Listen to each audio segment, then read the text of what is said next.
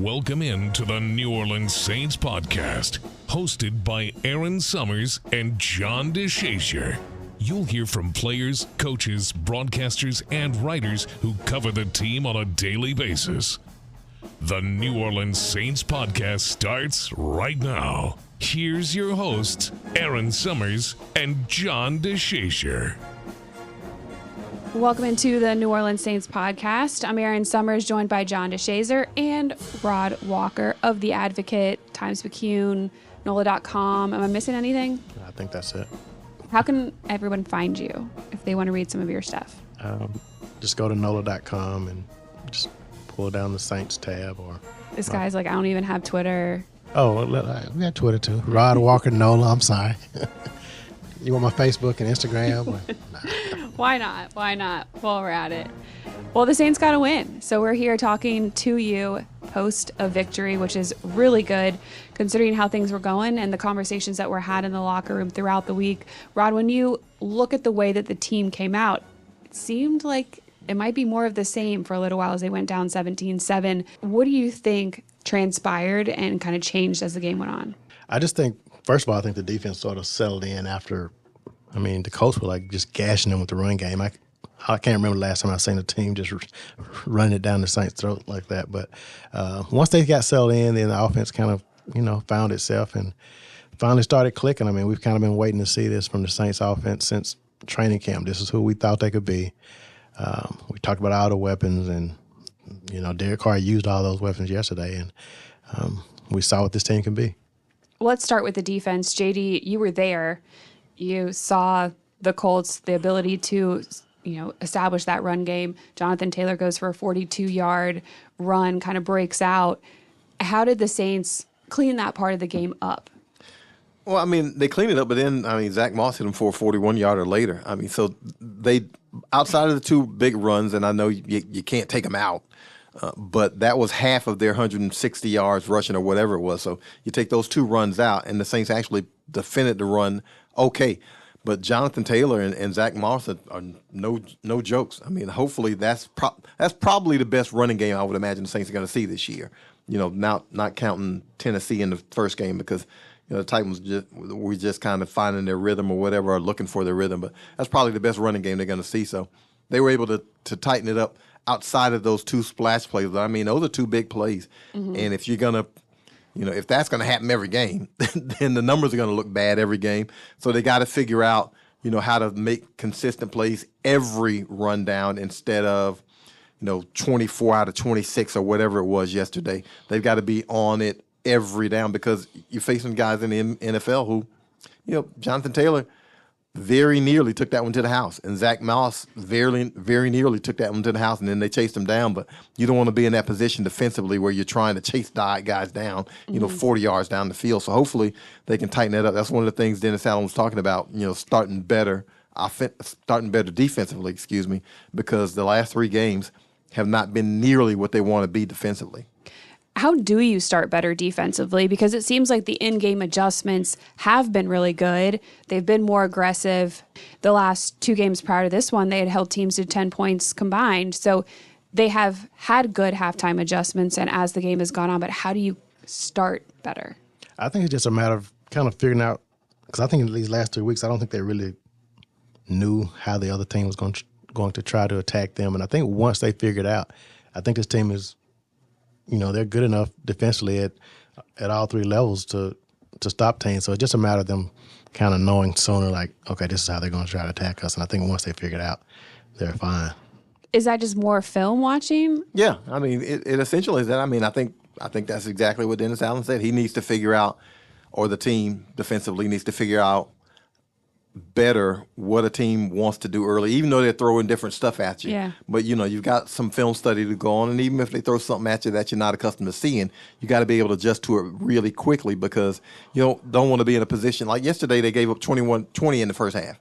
20. Now, one of them came off a turnover, basically, because, you short field, Derek Carr had fumbled, and that kind of thing. But you still got to keep them out of the end zone. But still, 20 points in the first half would have been enough to probably lose the last two games, the previous two games, which it was enough to lose at Houston, and they lost to Jacksonville 31-24, but one of those was a defensive touchdown, and but anyway, you're giving up those big leads, giving up the big points early. And until yesterday, this offense had not proven that it could like go stride for stride or score enough to be able to kind of settle in defensively. So, yeah, it's a nice luxury to have, but only the offense has proven that one game. So you can't just assume the Saints are going to be a 30-point per game offense all of a sudden when their history of this season has not been that. So now can they consistently do that on offense? But even if they can't, you still got to figure out a way to stop folks on defense. You can't be giving up 17 or 20 and a half and then playing from behind and say, okay, we'll get them in the second half and not knowing what your offense is going to be. When they went down 17-7 yesterday, I thought it was over. I said, okay, this is the same old stuff. Yeah, and the only thing that didn't make me think it was totally over was Indy had scored, I think, off the car fumble, and they really hadn't stopped the Saints offense that much. The Saints kind of, I think they punted on the first one and they turned it over, but really they seem to be, if they can just hold on to the ball, they'll be able to score against Indy. And that was the only solace you got. But then, it's 17-7, and you like it looked exactly like the previous two games because it was like, are they going to be able to score enough to win this game, even though it doesn't look like Indy might be able to stop them? But are they going to be able to take advantage of it? Because, man, before yesterday, we were 9-24 in the red zone is hard to do. That's hard to do, man. Now, they went 3 for 4 yesterday, but that's kind of hard to do. So you didn't know if they'd be able to score in the red zone. You didn't know if they had a comeback offense in them. You just didn't know. Now, yesterday, you get something on, and now you can say, okay, we've proven we can do it.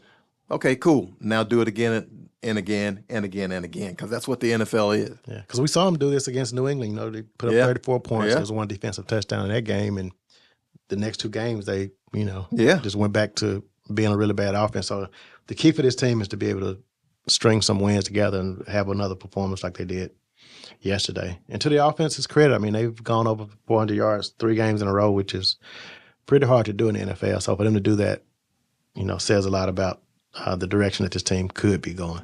It was good to see all things click on the offensive side. Derek Carr was on no interceptions, threw for over 300 yards, 2 touchdowns. Alvin Kamara gets into the end zone twice, on the ground, through the air.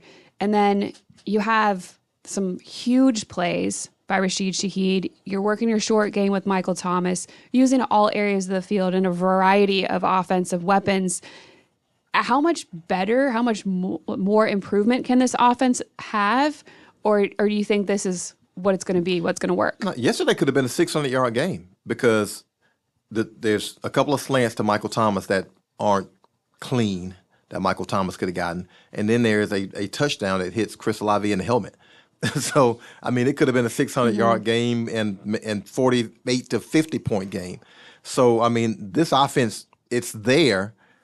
Now, can they do it again? Can they do it consistently? Because even though even yesterday they ended up with 160 rushing yards, but a lot of that is Taysom, of course. Indy is like every other team. They're going to say, we're not going to let Alvin Kamara run for 120 yards on us. That's not going to happen. You're going to have to beat us a different kind of way. Even though Alvin, I think he still ends up with 60-some yards rushing, but they're not going to allow Alvin Kamara to be the guy to beat them. So, but this offense, you got Mike Thomas, you got Rashid, who I think he only played 18 plays and ends up with 151 receiving yards, which is crazy. You got Chris Olave, who seems to be in a little bit of a funk. Hopefully he'll get out of it soon. But there's a lot there to be able to score. And then when Taysom Hill's on the field, man, it's if they're gonna play like that when Taysom's at quarterback, then you can see why they want him to have those quarterback snaps, and you can see why this offense can be able to score in the red zone because you can just thug people up down there when you got a dude that big and you can run it and you can be physical. And you slide Colin Saunders in there right in front of Taysom and just let him lead the way into the end zone. 99 problems, that's what I call it. He's number 99, and he's a guy that comes in and just opens up those holes. We didn't even talk about Jamal Williams, who I thought had some really violent runs yesterday. He was solid yesterday. He picked up a big block on the pass to Michael Thomas in the first quarter that, if he doesn't pick up that block there, Derek Carr's probably going to get sacked. So I think Jamal's, him returning for the past, 2 weeks, I think that's been big for this team as well. So, I mean, these are all the weapons that we've been talking about, since training camp. And now we're seeing them put to use. Yeah, Alvin Kamara gets 22 touches, so he's still a lot of usage in the offense, but his carries went down to 17. So I know there was the intention of giving Jamal Williams some more reps and Kendre Miller, even Taysom Hill getting involved in the run game. How do you think getting more guys involved made Alvin more effective? I think, first of all, you're just saving that wear and tear on his body, which is huge for running backs. I mean, we know how short the lifespan of running backs is in the NFL. So using all these other guys who have different skill sets is going to be big for this team. And I think credit to Pete Carmichael for recognizing that and being able to spread the ball around and using everybody, keeping everybody fresh. And that's big for this team. Do you think this was the best called game by Pete Carmichael? Yeah, well, they all look good when guys make plays for you. I mean, it looks good because Rashid Shaheed comes down with a 44-yard pass from Taysom Hill that could have been an interception, but it's a tie ball, so the tie goes to the receiver. It wasn't the ball wasn't it was great. not a greatly thrown pass. But you call the plays. I mean, I'm sure he calls those shot plays, and if you got the right defense for that shot play, you can't throw that deep ball to Rashid Shaheed. Or if it's a perfectly called play for Chris Olave and it hits him in the helmet. Now, if it hits him in the helmet and the Saints lose by a touchdown, everybody's like, "Oh, Pete Carmichael stinks. He ought to be fired." But they got enough scoring to where it doesn't matter in the end. So I think plays have been called, and sometimes you call a play and you get several options. And what option does the quarterback take? How much time does he have to take that option? And those kinds of things always factor in. It's easy to sit at home on the couch and say, "Man, that dude was wide open." Well, ain't nobody trying to hit you in the head and knock you out. So it's a lot easier to say that when you're just watching as opposed to when the guy's out there doing it. So I think yesterday was, because of the production, it looks like by far the most productive and best called game from Pete Carmichael. But I would probably argue that maybe I thought he had a good game going at Green Bay, and then Derek Carr gets hurt, and all of a sudden you got to switch up what you're doing. And I thought they had a good thing going at New England, and you just didn't need a whole lot because the defense was playing so well. So I think he's had some good games. It's just it looks a whole lot better when you stick it in the end zone. Yeah, 5 touchdowns is hard to say anything negative about what Pete Carmichael did yesterday. Rod, you tweeted something after the game about the offensive line and how much they've improved. They've gotten to Derek Carr a lot less over the past few games. How much do you think that has helped this offense improve? Oh, I think that's been huge. We haven't even the first 6 weeks of the season, that's all we were talking about was how bad the offensive line was. And now all of a sudden they've only given up 2 sacks in the past 2 weeks, one against the Jaguars and one against the Colts. And I think it was 16 or 17 sacks through the first six weeks of the season. So, yeah, they're playing a lot better. And I asked DA about that today, and, he said it's just a matter of those guys working and grinding and paying attention to detail. I mean, he says, I think sometimes we try to make it like rocket science, and it's not. He said it's just a matter of them paying attention to details. And they're playing well. And, they're keeping him upright. And they rushed for 160-something yards yesterday, which is a season high. So, if you're not talking about the offensive line, that's a good thing. So they're doing things right. Now, DA said it ain't rocket science, but, Andrews Pete playing left tackle and Max Garcia playing left guard. Basically, you've got a new starting left side of the line. And neither one of those guys were expecting to be playing in those positions. And Andrews Pete hadn't played left tackle, I think, since 2018.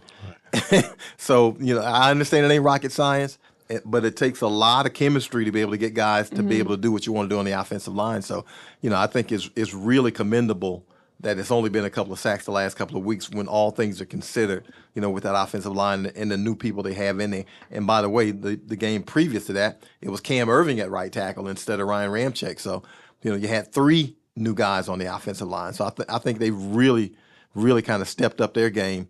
It's a pride thing. When the quarterback's on his back, you can look around the offensive line and it's somebody's fault. They know it's somebody's fault. And so I think those guys just, maybe just got tired of people talking bad about him. We should give Andrews Pete his credit. He's a guy he's taken a lot of heat since he's been with the Saints. Yeah. And he's playing the hardest position on the offensive line.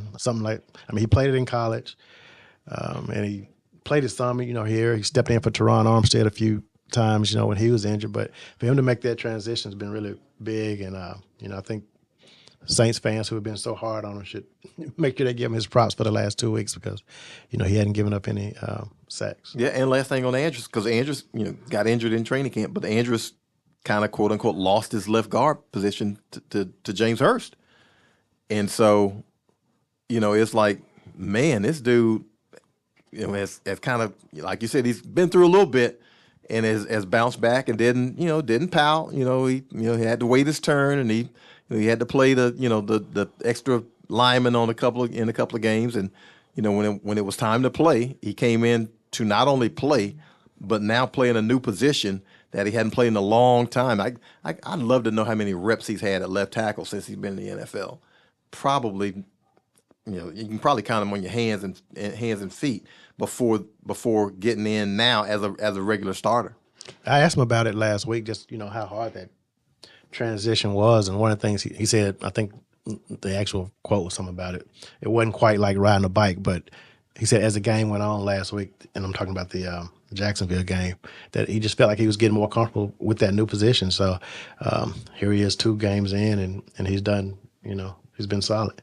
No, I think it's only fair that we give them their props because, yes, as you mentioned, they certainly get it when things are not going well. We beat them up. Yeah. We beat them up bad for 6 weeks. Those poor guys. They definitely never feel any praise for anything that they do well, and they have been playing so much better as a unit, even with different guys in different positions, multiple weeks in a row now. Going back to the defensive side, a couple positives, though, I think was Paulson Adebo's play. He had a really great game. Sometimes he takes some flack for being a little more aggressive, drawn some penalties, but overall, I think he played a clean game and obviously had that one interception as well. Yeah, his best game of the season. Good recognition on the pick because he would have been, if he got tackled in the end zone, he would have been ruled down at the 2. According to the official stats, he intercepted at the 2, so coming out of the end zone was the right thing to do. But yeah, he was sticky yesterday. He had 3 pass defense, which is a career high in a single game for him. He really played well, and this is the defense for him. I know it's a really, really aggressive defense. They like to play a lot of man-to-man, and they are handsy on the corners and in the slot, real handsy. But he played a clean, nice game yesterday. And Demario Davis, the linebacker, he's been a little limited at practice dealing with a knee. He's had a huge brace that he's been wearing during the games, and somebody maybe at his age that has gotten as much playing time as him doesn't need the practice, but it's definitely hard on his body, and he had 12 tackles. He had one of his better games as well. How impressed have you been with just his play, knowing that he is playing with that injury? Before Rod answers, I got to interject. That's a Mississippi boy, DeMario, and Rod's a Mississippi boy. They take care of each other now. That's Rod's dude.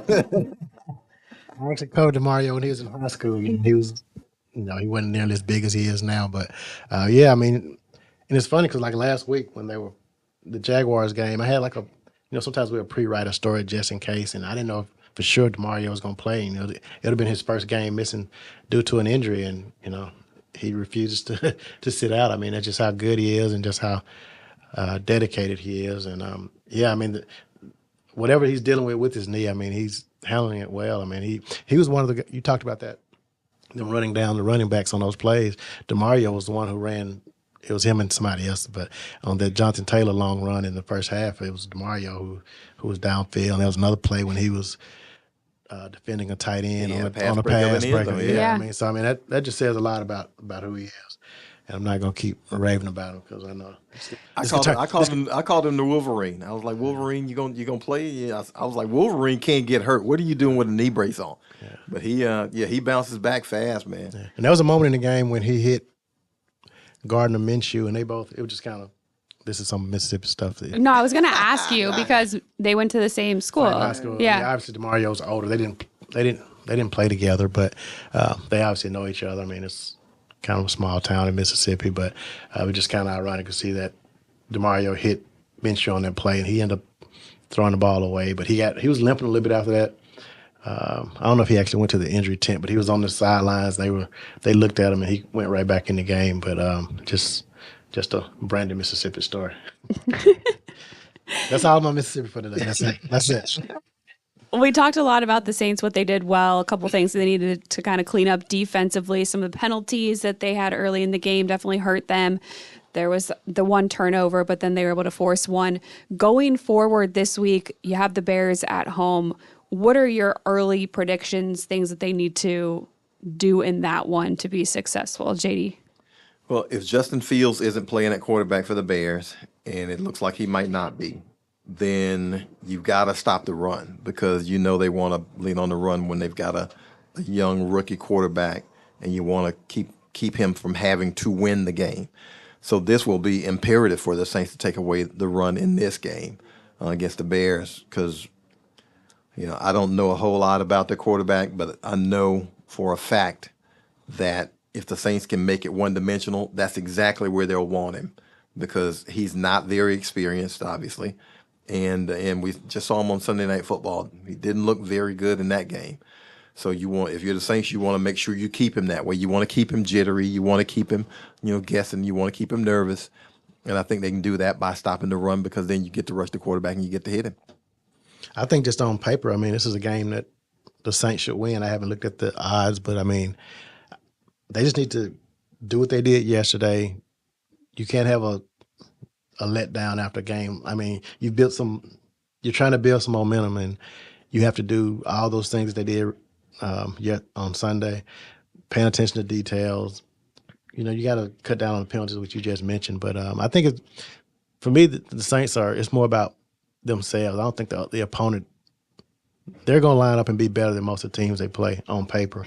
Just a matter of, translating that to the actual game. And if they handle themselves on third downs and in the red zone, I think this team's going to be fine.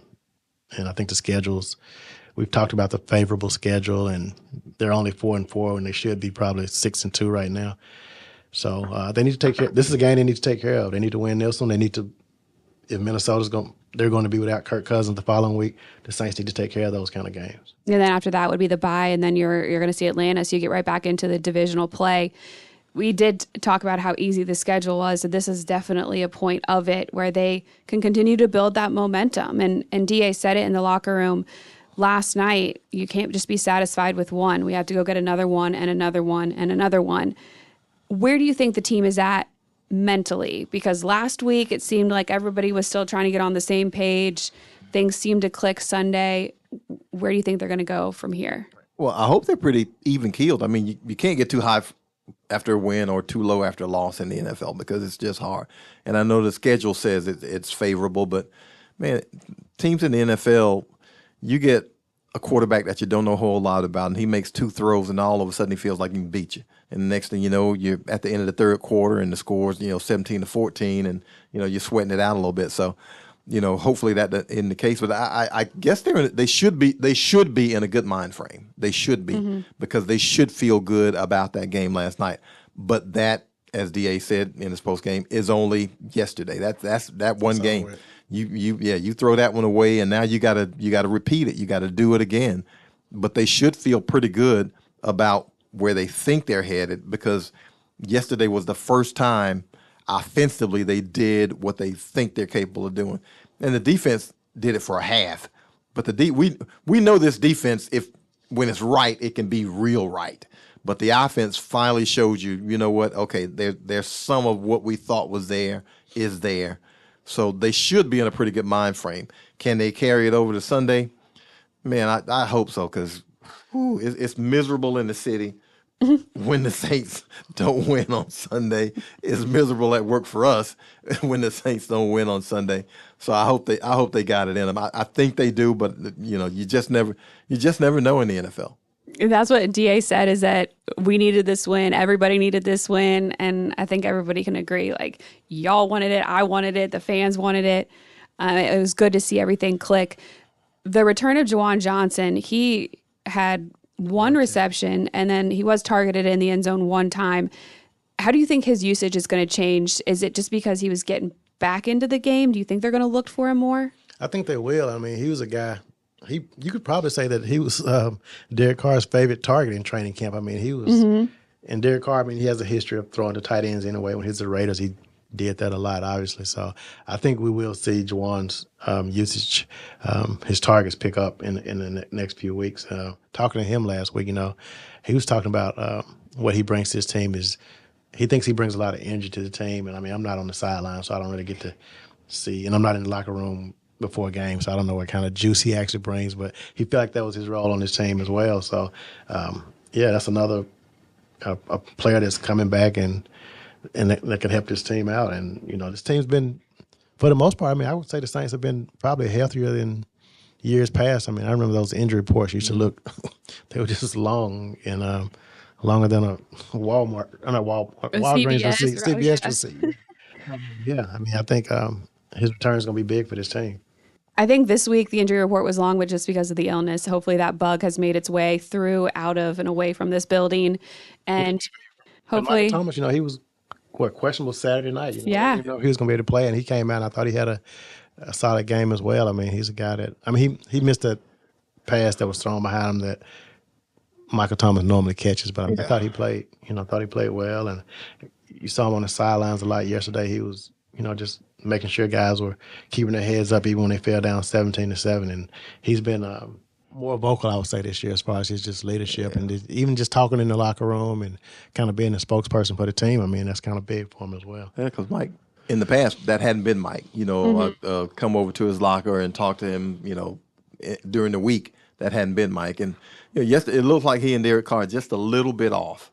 Like the first slant looks like Mike was, you know, on one of those routes where, you know, okay, I'm going to catch it and get down because I'm in traffic, and Carr threw it up a little high, and, you know, as he's going down, the ball's up and you can't get to it, and, you know, as you mentioned, the one a little bit behind him. So that's one of those things that, you know, obviously, I think DA said, you know, Carr might have missed 6 plays or so.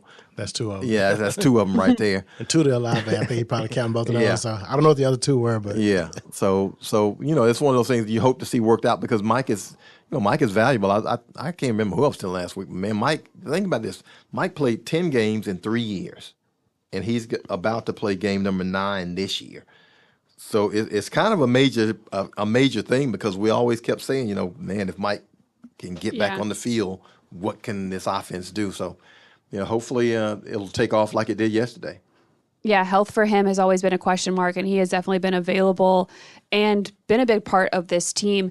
Do you think that he said, "Get it to me to start this game"? Like, I'm the vet, I'm the guy. I'm gonna. I don't think so. I think they like to set the tone like that. Because most games they've like given Mike an early target or two, and a really deep target at that. Now that I think about it. So they've been kind of, you know, making sure he gets involved early because, you know, I guess he's probably no different than most guys. If you get me something early, then you got me attentive the entire game. And I ain't saying Mike will lose attention, but you certainly get a guy's attention a little bit more when you get it to him early. He feels involved and feels like, okay, I can contribute here. And, you know, you just want guys feeling like, you know, they've got value in the game as opposed to, you know, not getting a target for a half and then a guy maybe straying or drifting a little bit mentally. I think that it might be the fact that he's the vet. He's the guy that can make those contested catches.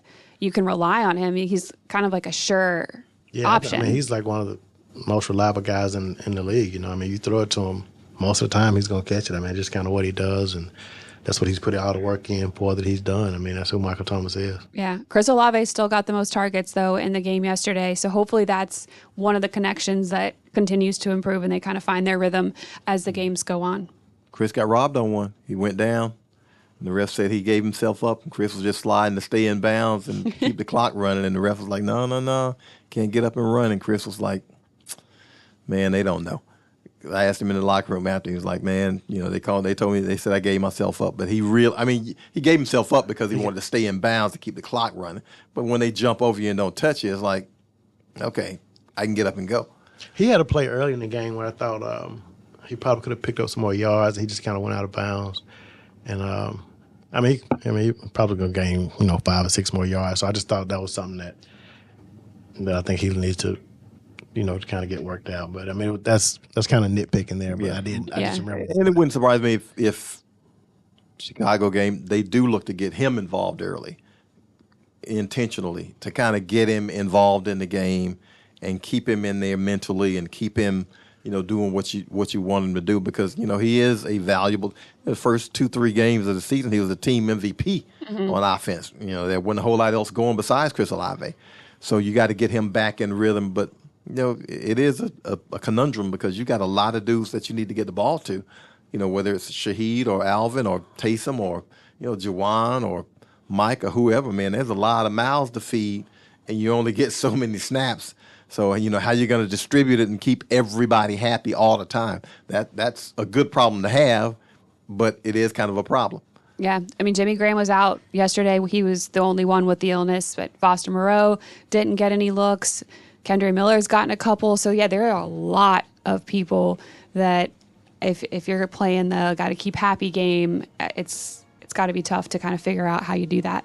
But at least we got the win yesterday, and it seems like everybody walked away happy, and we can keep it going as they have the Bears here on Sunday. Rod, appreciate it. JD, thank you. And thank you to all of you for listening. This has been the New Orleans Saints podcast on NewOrleansSaints.com or anywhere that you get your pods. Thanks for listening to the New Orleans Saints podcast. Join us 3 times per week on NewOrleansSaints.com, the Saints mobile app, or you can download the podcast on iTunes. We'll see you next time, right here on the New Orleans Saints podcast.